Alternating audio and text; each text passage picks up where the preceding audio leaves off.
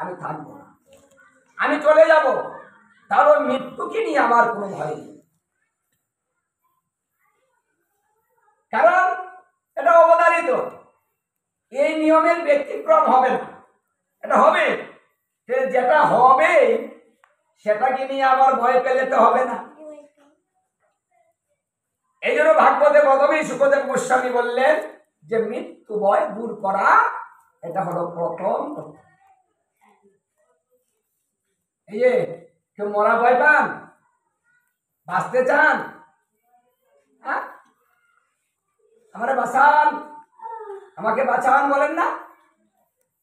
মানে আমরা তো মরতে চাই না, আমরা বাঁচতে চাই। কিন্তু এই যে বাঁচা এবং মরা, ওটা নিয়ে ভাবতে নেই। এটা আপনার কথায় আমার কথায় হবে না, এটা ইচ্ছা মতোই হবে। এই জন্য এই একে নিয়ে ভাবনার আমাদের কিছু নেই, ওটা সব সময় দূর করবো, দিয়ে রাখুন তার কাছে, আমার যখন যা হয় হবে। সে দ্বিতীয় কর্তব্য হচ্ছে মায়াটাকে। দেখুন এই কথাটাও ভাগবতের প্রথমেই সুখদেব গোস্বামী বলেন। প্রথম হলো মৃত্যু ভয় দূর করা, আর দ্বিতীয় হলো মায়াটাকে দূর করা। যদি মায়া দূর করা না যায়, তাহলে সে কোনোদিন মুক্তি লাভ করতে পারবে না, ভগবানের সান্নিধ্য লাভ করতে পারবে না, বারবার তার পৃথিবীতে আসতে হবে। এই কথাটা ভাগবতের 7ম স্কন্ধে বলেছে যে মানুষ যে ভাবনা নিয়ে এই পৃথিবী থেকে চলে যাবে, সেই ভাবনা নিয়ে আবার তার জন্মগ্রহণ করতে হবে। আমরা যদি এই মায়াকে নিয়ে ভাবি, মৃত্যুকালে যদি আমরা এই আমাদের এই সংসারে যে আমাদের ছেলে মেয়ে যে মায়ার যে বস্তুগুলা, যাদেরকে আমরা ভালোবেসেছি, মৃত্যুকালে কিন্তু ওদের কথা মনে পড়ে। কি গো, আজকে যদি কেউ মারা যান, তাহলে আপনার এই ছেলে মেয়ের কথা মনে পড়বে না? কি সুন্দর সংসার সাজালাম, কি সুন্দর একটা বাড়ি করলাম, আরে থাকতে পারলাম না আমি পথে, হ্যাঁ, কি বারবার মনে পড়ে না এই বাড়িটার কথা, এই ঘরটার কথা? আমি তো সব কিছু করেছি, নিজে থাকবো, এখানে সুখ করবো, ছেলেকে ভাগ করে দিয়েছি, আমার নাতি হয়েছে, নাতিটা বড় হবে, ওদেরকে একটু এই আনন্দ করবো নিয়ে, ওদেরকে বিবাহ করাবো, নাতি বউ দেখবো, হ্যাঁ, ঠিক ইচ্ছে জাগে না? জাগে তো। তখন বারবার মনে পড়ে যে হে গোবিন্দ, তুমি আমাকে আর কদিন রেখে যাও, হ্যাঁ, এখন নিও না।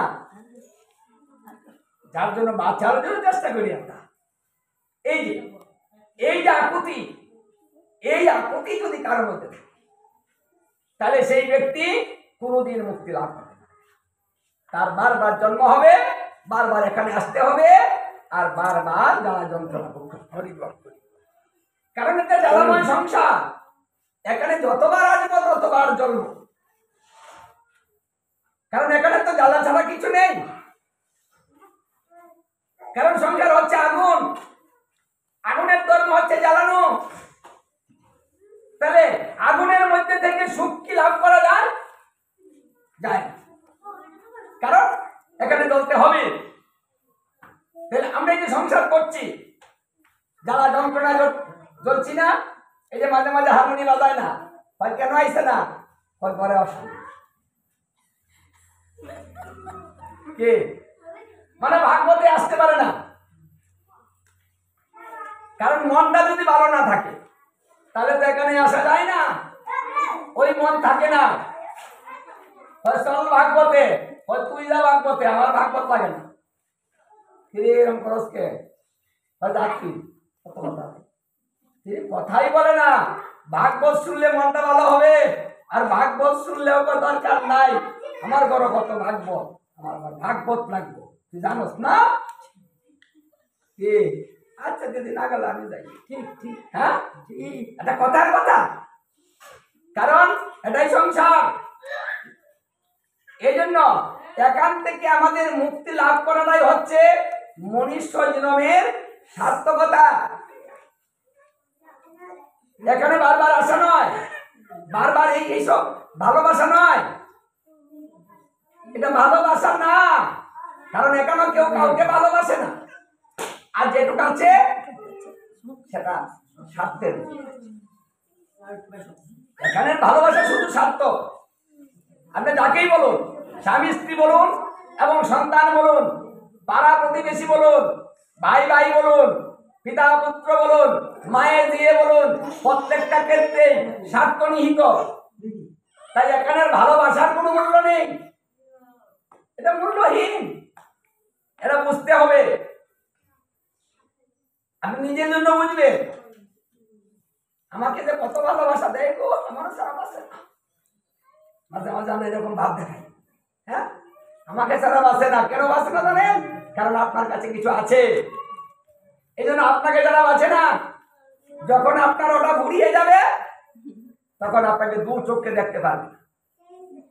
ভালোবাসা সে, হ্যাঁ তোমার সংসারে এত বছর ধরে আইছি, আমি তোমার চিনি না, হারে হারে চিনি, বিয়া বইয়া ঠেকছি, তাই সংসারটা করে গেলাম, তাই না?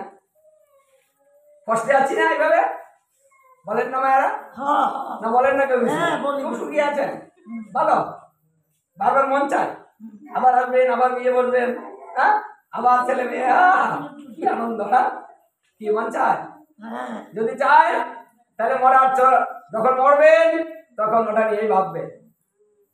মানে যদি কারো ইচ্ছে হয় যে আমি আবার এসে সংসারটা করতে চাই, খুব আনন্দ পেয়েছি, ভালো লেগেছে, আবার আসব, হ্যাঁ তাহলে মরার সময় ভাবতে হবে। যখন মরবেন তখন ওটা নিয়ে চিন্তা করবেন, ভগবানকে নিয়ে। কারণ ভগবানকে নিয়ে চিন্তা করলে ওটা পাবেন না।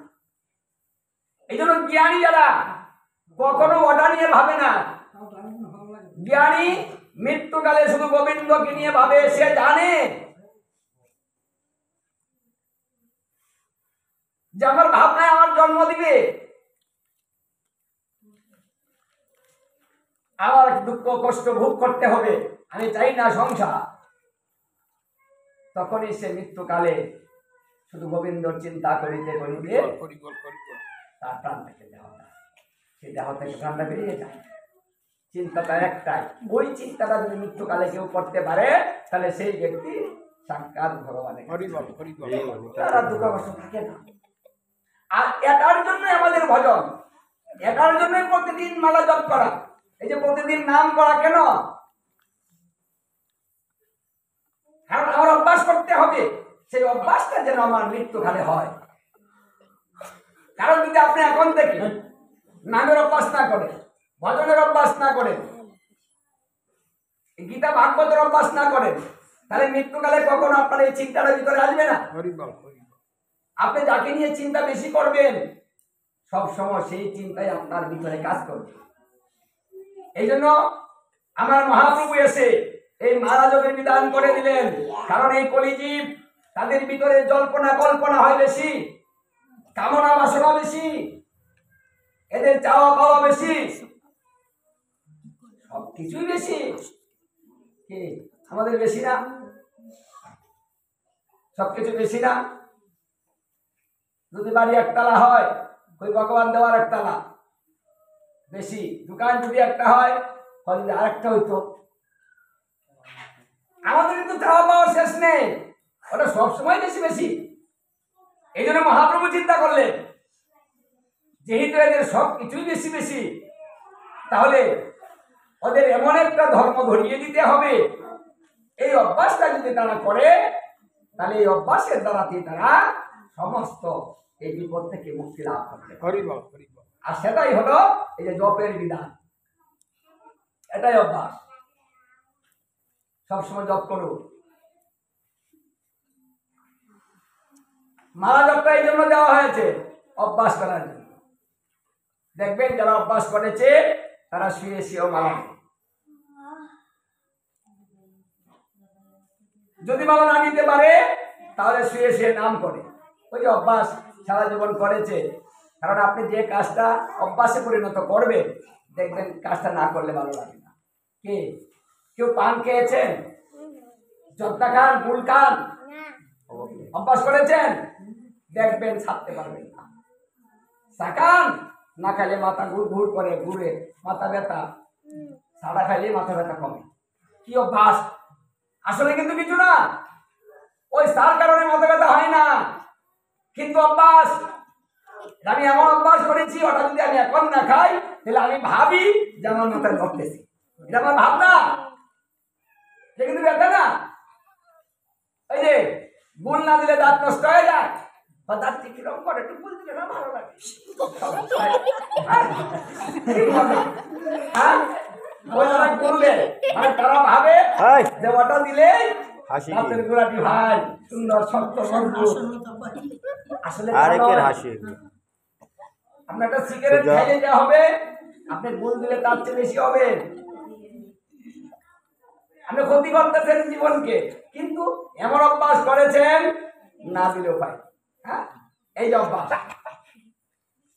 মানে যে অভ্যাস করেছেন সেই অভ্যাসটা কিন্তু সহজে ছাড়তে পারছেন না। এখন যদি কথা দেন, আজ থেকে কথা দিলাম আমি আর কোনদিন পান খাবো না, কেউ আছেন কথা দিবেন? এখানে কেউ আছেন এখন কথা দিবেন যে আমি কোনদিন পান খাবো না? একজন আছেন? নাই। কারণ এই কথা দিবে না, বিপদে পড়বে না, আর যদি কথা দেয় কথা থাকবে না, এই জন্য দিবে না। 1 বছর আগে একজন কথা দিছিল, কাজ থেকে বাদ দিলাম, আমি আর কোনোদিন পান খাবো না, যান কথা দিলাম। এই দিন আমাদের বাড়িতে আইসে, হ্যাঁ অন্দিন লুগায় লুগায় পান খায়, আমার গুন্ডা দিয়ে ব্যাপারটা কি? অভ্যাস কখনো ছাড়তে পারবে না। অভ্যাস এমনই একটা বস্তু, এই অভ্যাস দেবতারা পর্যন্ত পারে না, মানুষ তো দূরের কথা। মানে শুধু আমরা যে অভ্যাসে মানে করতে পারি তা না, দেবতারাও এই অভ্যাসের দাস। এরা দেবতারাও অভ্যাসের দাস, ওরা আমাদের মতো যেটা অভ্যাস করে ওরাও ছাড়তে পারে না, মানুষও ছাড়তে পারে না। যেহেতু অভ্যাসটা সহজে ছাড়া যায় না, এই জন্য মহাপ্রভু কিন্তু সুন্দর অভ্যাস ধরিয়ে দিলেন। কি সুন্দর একটা অভ্যাস ধরিয়ে দিলেন, তুমি নাম করো, হাতে করো গৃহকর্মকে।